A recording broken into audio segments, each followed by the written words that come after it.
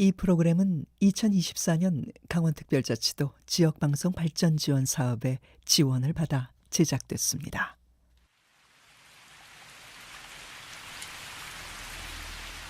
태백에는 장성광업소만큼이나 유명한 탄광시설이 하나 더 있습니다.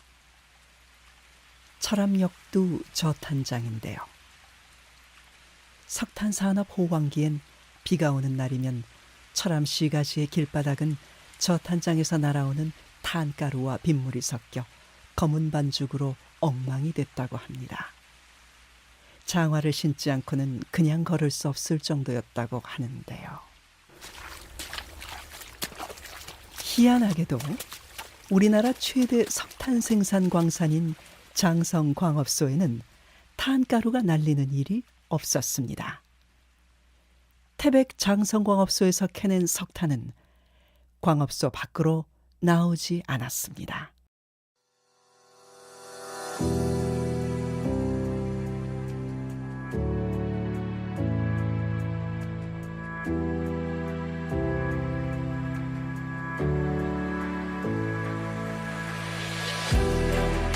TVN 강원교통방송 탄광특집 막장 히로에락 제5부 폐광지역의 미래 막장의 시작.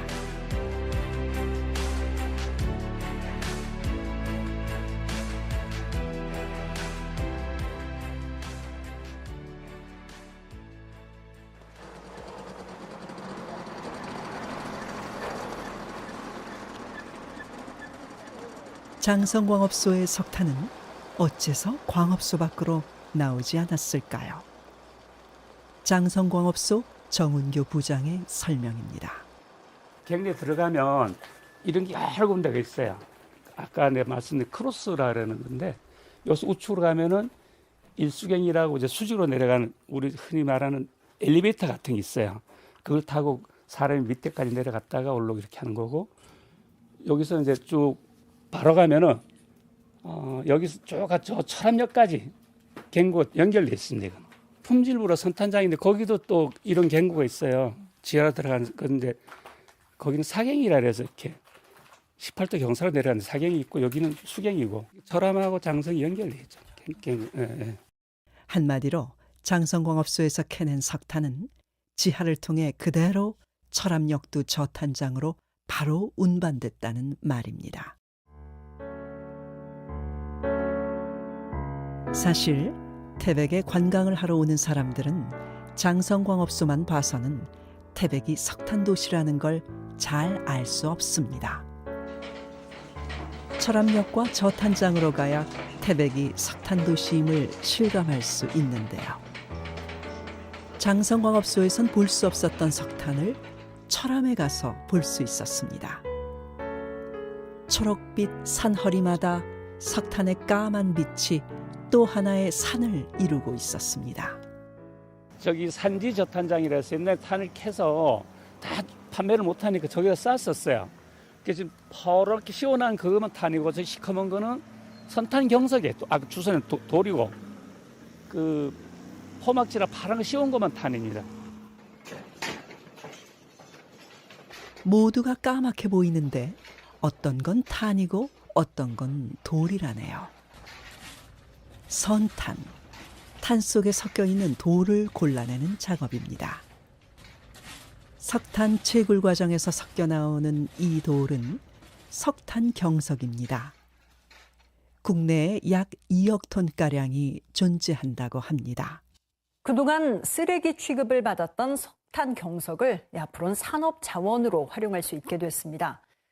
그동안엔 단순 폐기물로 취급되어 왔는데 기술이 발전하면서 다양한 활용 방안이 모색되고 있습니다.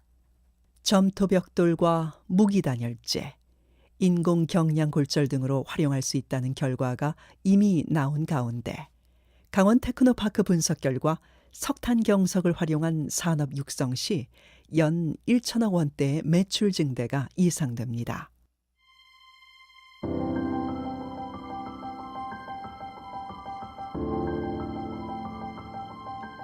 폐경석과 함께 태백 씨가 주목하고 있는 자원이 또 하나 있습니다. 바로 청정 메탄올입니다. 청정 메탄올이라는 거는 탈탄소나 탄소 중립에 기여하기 위해서 기존 화석 연료에서 생산하던 것을 바이오매스 또는 이제 그린 수소와 재생 이산화탄소로 활용해서 이제 생산하는 메탄올을 말합니다. 국제적으로는 바이오매스를 통해서 만들어지는 바이오메탄올과 그린 수소를 통해 생산한 이 메탄올 크게 이렇게 두 가지로 구분하고 있습니다. 이는 저탄소 연료이자 탄소 순환 경제를 이끌 수 있는 잠재력 있는 원료라고 할 수 있습니다. 친환경 연료로 쓰일 수 있는 원료다. 이렇게 생각이 드는데요.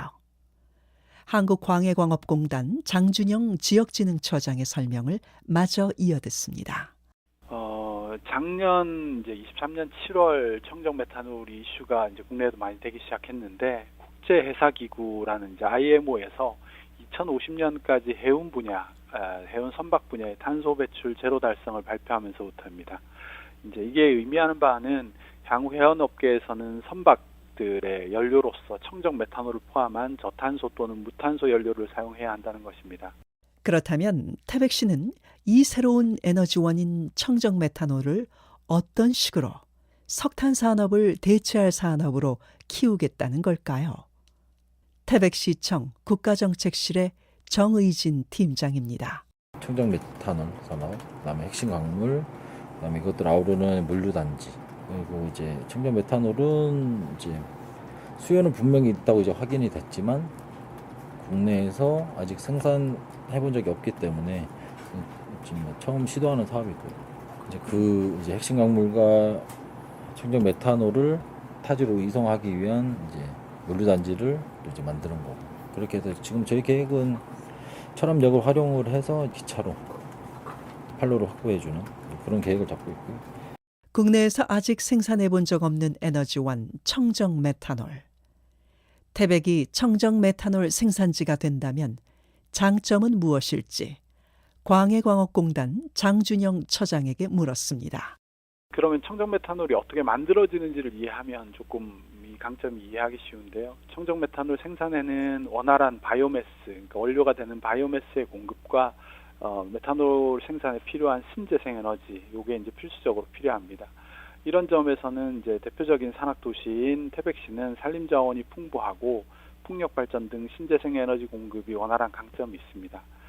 또 석탄공사 장성광업소는 과거에 이제 석탄을 생산해서 철도를 이용해 동해안에 있는 화력발전소로 공급했던 산업시설이 있습니다. 이를 다시 활용해서 태백시는 이제 생산한 청정 메탄올을 철도 물류를 이용해서 동해안 항만 쪽으로 보낼 수 있는 장점도 있습니다.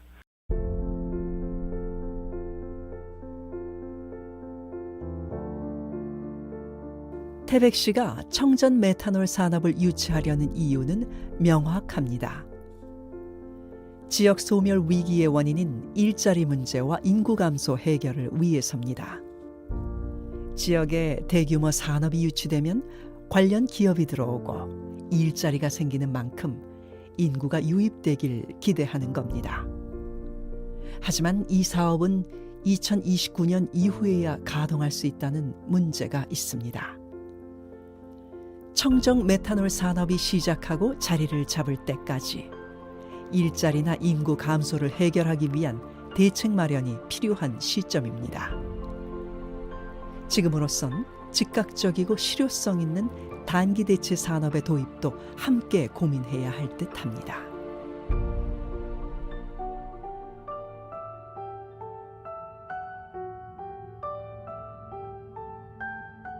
태백과 삼척은 폐광 지역의 일자리 문제를 해결하기 위해 고용위기 지역 지정을 신청해 놓은 상태입니다. 고용위기 지역이란 기업의 대규모 도산이나 구조조정으로 인해 도시에 심각한 고용 안정 문제가 발생한 지역을 말합니다. 상황을 보면 삼척과 태백에 꼭 필요한 지원입니다. 하지만 두 지역 모두 폐광 이전의 신청 시점으로는 정량적 요건을 갖추지 못한 것으로 나타났습니다. 현재로선 두 지역 모두 지정을 장담할 수 없는 상황이라 결과를 기다리는 상황입니다.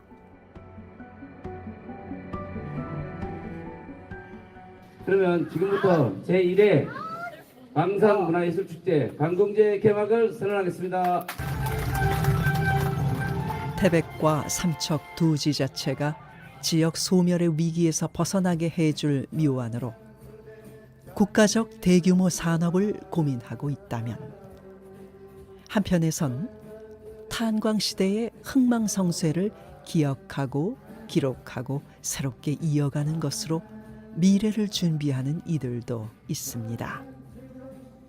지난 8월 사라졌던 최초의 탄광축제인 광공제가 새롭게 부활했습니다. 광부와 탄광이 사라졌는데 어떻게 부활할 수 있었을까요? 문윤기 장성동 주민자치위원장입니다. 태백에 그 탄광이 80년대에 탄광이 항상 번성할 때 그 광산 기술자들이 모여서 운영하던 체육대회 개념에 이제 축제를 했었거든요.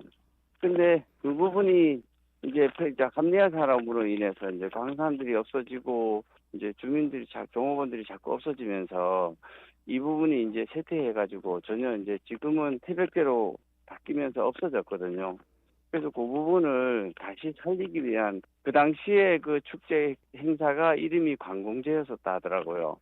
그래서 그 광공제라는 이름을 다시 살려서 이제 복원을 하는 거죠. 시대와 주체가 바뀐 만큼 새로운 해석과 의미도 담았다고 탄탄마을 사회적 협동조합 김신혜 이사장은 설명합니다. 광공제가 이제 광산 기술 노동자를 위한 축제였다면 저희가 기획한 건 이제 반짝거리는 기술을 가진 사람들의 축제 뭐 이렇게 이제 이름을 바꿔서 작업을 했어요.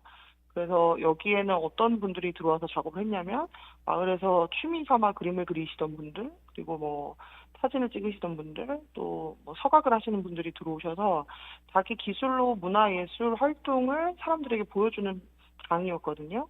그래서 광산이 아니더라도 다른 어떤 기술로서 그것들이 마을에 심어져서 어떤 재미있는 즐길거리가 되는 어떤 과정을 저희는 생각하고 있고 그런 것들이 계속해서 생긴다면 어떤 마을의 어떤 이미지가 뭔가 더 멋져지지 않을까? 뭐 이런 기대를 가지고 이제 작업을 하는 것 같습니다.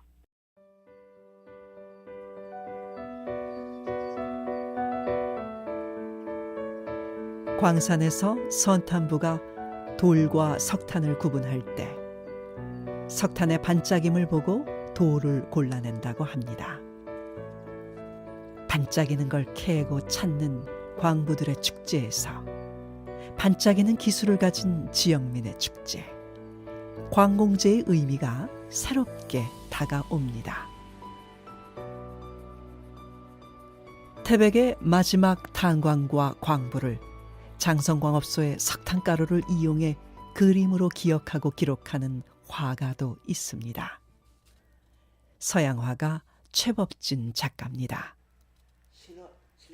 작가는 검은 빛의 석탄가루를 안료화하기까지 오랜 시간이 걸렸지만 탄가루가 먹보다 더 좋은 재료였다고 말합니다. 장성광업소와 마지막 광부를 기록으로 남기기 위해서 그림 작업과 광부의 사연을 듣고 채록하는 작업을 병행했습니다. 그의 도록에는 광부들이 고심하며 꾹꾹 눌렀었을 희로애락이 담겨 있습니다.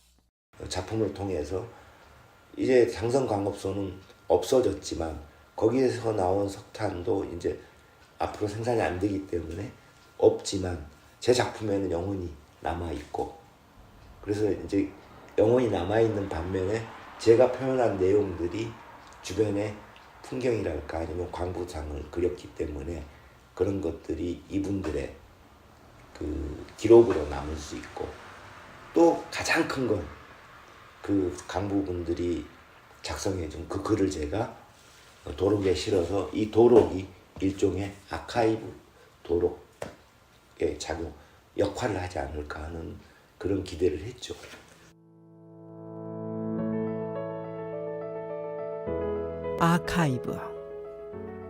아카이빙은 기록물을 모으고 보관하는 작업을 뜻합니다. 아리랑 아카이브의 진용선 대표는 단순히 기록하고 보관하고를 넘어서 아카이브를 관광 콘텐츠로도 쓸 수 있다고 강조합니다. 해외에서는 이미 아카이빙을 이용해 관광 산업에 성공한 사례가 있습니다. 예, 그 가장 대표적인 사례로는 그 독일에 있는 졸페라인이라고 하는 사례를 들 수 있을 것 같아요. 그 독일 북서부 노르트라인이라고 하는 데가 있는데 그 베스트팔렌 주에 있는 공업지대가 바로 루르탄전 지역이라고 하는 곳이 있는데 그 루르탄전 지역은 19세기에서 20세기 중반까지 유럽 최대의 광공업지대로서 탄광이라든지 또 제철소라든지 이런 게 굉장히 그 지역의 대표적인 공업 도시를 만드는데 기여를 했었던 곳입니다. 특히 그 졸페라인이라고 하는 곳은 루르 지역에서도 가장 오래되었고 또 5천여 명이 일하던 탄광지대였는데 이곳이 이제 폐광되면서 사실은 그 지역에 사는 사람들은 광부들의 어려웠던 시절을 회상하는 게 싫어가지고 탄광촌 보존을 굉장히 반대를 했거든요. 또 광부로 일하는 것에 대한 자부심도 느끼고 있지만은 그러한 것을 굳이 보존하느냐라고 얘기를 했는데 이 주정부가 나서가지고 졸페라인의 역사성과 또 문화예술을 매개로 한 창의성을 발견하고 또 장기적이고 통합적인 접근 등을 통해서 이 유산을 지속 가능한 지역 발전의 자산으로 활용한 모범 사례를 만들었습니다. 석탄 유산을 유네스코 세계유산으로 등재한 나라들도 있습니다. 폐광지역 활성화센터의 김태수 연구소장의 설명입니다. 현재 그 세계 6개 나라, 영국, 독일, 프랑스, 벨기에, 아시아 쪽에서는 일본과 인도네시아 이렇게 6개국이 석탄산업유산을 유네스코 세계유산으로 등재시켰습니다. 이들 국가의 공통점은 먼저 탄광유산을 원형 그대로 잘 보존하는 정책을 펴니다. 그러면서 탄광유산을 잘 보존하면서 내부적으로 자료 수집, 연구 실적을 쌓은 다음에 국내 등록문화재로 만들고 나아가서 유네스코 세계유산으로 등재하는 전략을 폈습니다. 중요한 것은 하여튼 그 탄광유산 원형 그대로 보존하는 그 작업을 했다는 게 중요하고요. 그리고 이렇게 이제 6개 나라가 세계유산으로 등재했는데 현재 세계유산의 공통점은 많은 관광객들이 찾아오는 어떤 관광 명소가 되었다는 공통점을 가졌습니다. 그리고 우리 국민들도 잘 알고 있는 일본의 군함도, 그 말 많고 탈 많았던 군함도 역시 인기 있는 관광지로 변했습니다. 고려대 박진호 교수는 유네스코 등재를 위한 전초전으로 아카이브 구축이 필요하다고 말합니다. 이전에 유럽이나 인도네시아 등도 비슷한 탄광 산업이 있었고 몰락을 하면서 그 각 유럽과 인도네시아 국의 노력으로 그들의 탄광도 유네스코에 등장이 됐고요. 자, 이 탄광은 단순히 대한민국 100년사를 압축할 뿐만 아니라 어떻게 보면 더 나아가서 전 세계에 있어서 유럽뿐만 아니라 유럽이나 미국뿐만 아니라 아시아 지역의 어쩌면 대표적인 탄광 산업의 연장선으로 보거든요. 그러니까 유네스코 자체가 인류의 보편적인 문화유산을 기리고 고양하는 데 있기 때문에 어떻게 보면 내적으로는 대한민국 내적인 우수성과 가치뿐만 아니라 전 세계적인 문명의 흐름에 봤을 때 충분히 우리 강원도의 탄광 산업과 유적과 유물은 유네스코 등재의 가치가 있고요. 자, 이렇게 말로만 떠들 게 아니라 이거의 어떤 디지털적 보존과 앞으로의 우리가 이것을 더 발전시킨다는 명목에서 체계적인 디지털 아카이빙이 유네스코 등재하는데 큰 견인차 역할을 할 것으로 기대됩니다.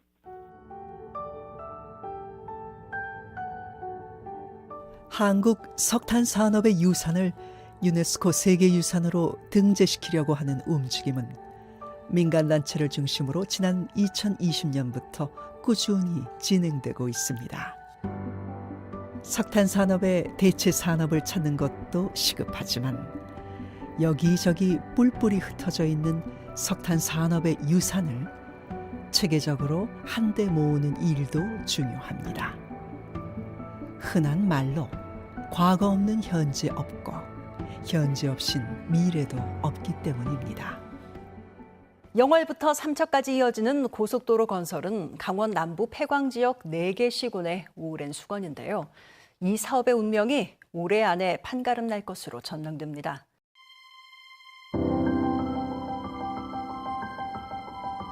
영월, 정선, 태백, 삼척을 잇는 고속도로 건설은 폐광 지역의 오랜 수건 사업입니다.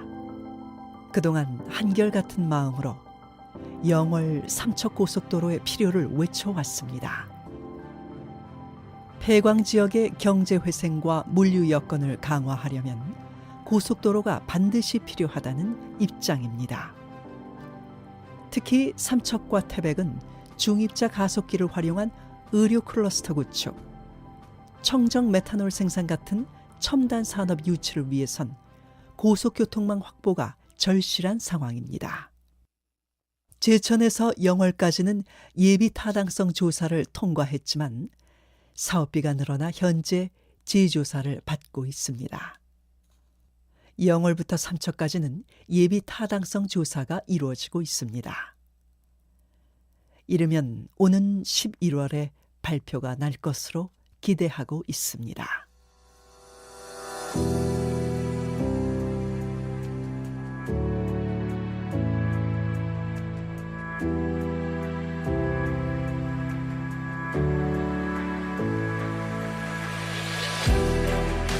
막장에서 다시 갱도를 열려면 탄맥을 잘 찾아야 합니다. 갱 안에서는 선산굴진부가 일을 못하면 후산부를 잡는다는 말이 있습니다. 암석을 뚫으며 탄맥을 유추하는 이들이 선산굴진부입니다. 탄맥을 찾는 데에서도 갱도를 뚫는 데서도 선산부를 잘 만나야 한다는 말입니다. 선산부는 정부와 지자체, 후산부는 지역민, 선산부와 후산부는 운명 공동체, 결국 한 팀입니다. TVN 강원교통방송 탄광 특집 막장 히로에락 제5부 폐광 지역의 미래 막장의 시작 여기서 마칩니다. 기획 이지영, 연출 김민정, 심우섭, 정보라, 구성 김주현, 내레이션 김상현, 제작 지원 강원특별자치도.